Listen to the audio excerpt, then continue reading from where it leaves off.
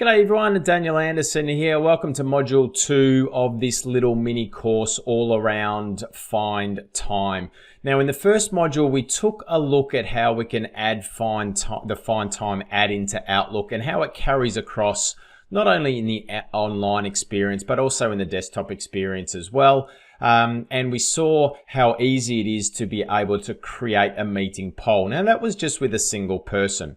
But what if we had multiple people? How does that work? So what we're going to do now is we're going to create a new poll. We're going to send it to a couple of people. We'll allow them to vote, and then we'll have a look at that experience. We'll also take a look at how a proposed attendee can propose a new time for the meeting. If the poll options don't suit that particular person, then they can also propose new times, and we'll have a look at how that works.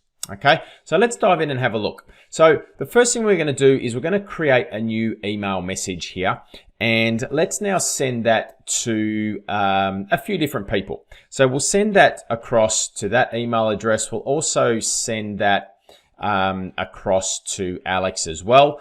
And what we'll do is we'll create a new poll. So we'll click on the Find Time icon down the bottom. It's going to slide out from the right. What we might do, let's change this to an hour meeting.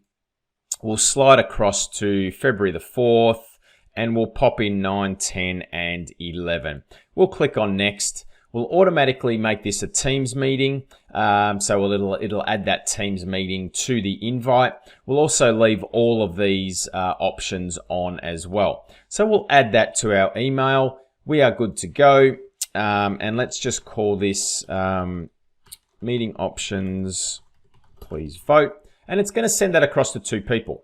All right. So let's jump over to the Gmail account first. You can see here that that's just come in, and we can see when I click on that and I click 3 options, I can see that I've got these options here for me to choose from.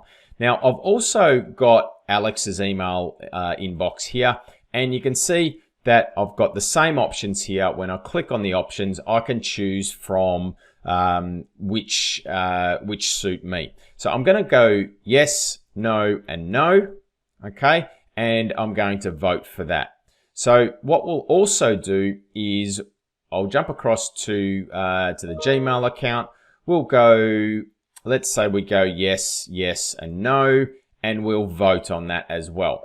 So let's now jump back across to my inbox, the account that I sent this to. And you can see here that we've got 2 emails that have come in to notify me that Alex has voted, to notify me that this Gmail account has voted as well. And you can see that we reached consensus at this 9 o'clock. So you can see that this meeting has just come back in now, and it notifies us that Find Time has scheduled the meeting based on those poll results. Okay, so now if we go across to the Gmail account, we've got a new meeting here. We can say yes, I'm going to that. And you can also see that in Alex's inbox, I've now got a meeting invite here too, and I can now accept that meeting. So all automatically there, we've got a meeting between 3 people, and it's automatically been scheduled for me, right? 2 people have voted. We've got based on those results, it has now sent that meeting invite and scheduled a Teams meeting, okay? Now, the next thing we're going to take a look at here is how an attendee can propose a new time. So what we'll do now, let's just call this project update. We'll add Alex in on this invite here. We'll just do 1 person. And we'll select a few times here, and we'll see how Alex as the attendee or the proposed attendee can then actually propose new times. So we'll set those, we'll leave everything else as default, we'll add that to the email, and we'll send that across. So let's flick across to Alex, and we've got this email that's come in with this new poll. So let's have a look at the options. These might not work for me, right? So let's now propose another time. So what we might do, now Alex's calendar is in a different time zone. So let's now just make this the same time zone as Canberra, Melbourne, Sydney, which is +10. There it is there. So let's now propose a new time. So we might want to propose a new time of, now this is for Monday, February 1st. Let's go for Tuesday, February the 2nd. And we might want that at 1:30. We'll go done. And the poll has now been updated. Okay, so let's flick it back to the meeting or the person that organized this meeting poll. And you can see here that I've got a notification here that an additional time choices have been proposed. So I now can click on vote now and I can see the new proposed time. Okay, so these ones here, what we might do is now as the organizer, what I can do is actually now remove these. So I can go, yes, I don't want that anymore. We don't want this one. We don't want this third option anymore either. But this one works for me. Let's go yes, and we'll vote on that. And now let's go back across to Alex.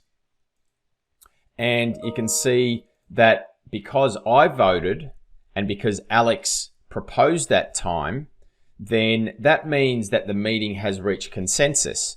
And what we can now do, or what has now happened, is that meeting has now been automatically scheduled. So here I'm logged in as Alex. I have got this meeting request. I'm going to click yes. I'm going to jump back to my account here. There's the email that says it's been reached consensus. There's the meeting acceptance, and we are all good to go. All right. So not only can the proposed attendees vote on their preferred time, but that have been set by myself or the person sending that poll, they can also propose new times. And that means that comes back to me as the organizer, and I can then vote on those proposed times, and it still continues to automatically create those meeting invites. Now, if I go to, let's have a look at this email here, the congratulations one. What we can also see here is we can view all of our find time polls in one location. So in module 1, we did have a look at that dashboard. So that's what this is here. So when I click on that, you can see I've got no open polls at the moment, but I've got 3 that have been completed. All right, so we keep a track of all the polls that we've either got open at the moment or that have been completed, cancelled, or expired. All right, so a nice little dashboard there also for you to manage any of the requests that you've got open at the moment. So if we create another one now, so let's just create one more. So I'm just going to create another one to Alex. Let's call this Daily Stand-Up. And let's just quickly add a couple of new options here. And we'll have a look at how that appears in, let's make this there. We'll make that on the 4th. We'll go next. We'll keep everything as default and we'll go add to email and we'll send that across. So we'll jump back across to Alex. This will come in just a second. There it is there. Okay, so there's Alex. We'll jump back across here.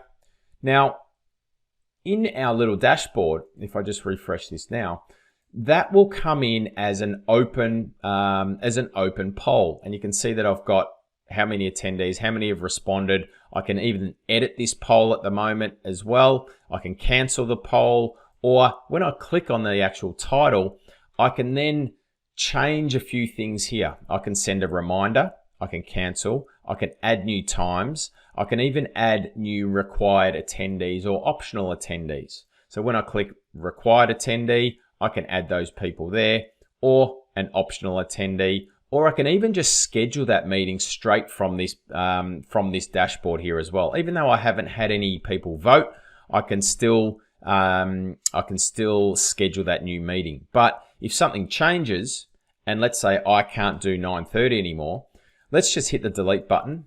So I'm going to change that, and it's been removed from the poll. Now, if I flick across to Alex, what he'll see now is that that option will be removed from the options in there. So you can see here that I've only now got 2 options. So that then removes it from the poll. All right. So I'm going to leave it there. That's the end of module 2. So we've seen how we can send a meeting poll to multiple attendees, and based on the results from all of the attendees, we can then automatically schedule that meeting, send that meeting invite out, automatically add the Teams link and the Teams meeting to that invite. But we can also manage the poll after we've sent it out. Okay, so we can add and remove times if we need to, but also the attendees on the other end, if those options that we've set don't work, they can also propose new times. I, as the organizer, can then vote on those myself, and that again will trigger an automatic consensus and automatic sending of that meeting invite, and everything is good to go. So that's the end of module 2. I hope that brought you some value, and I'll see you in the last module.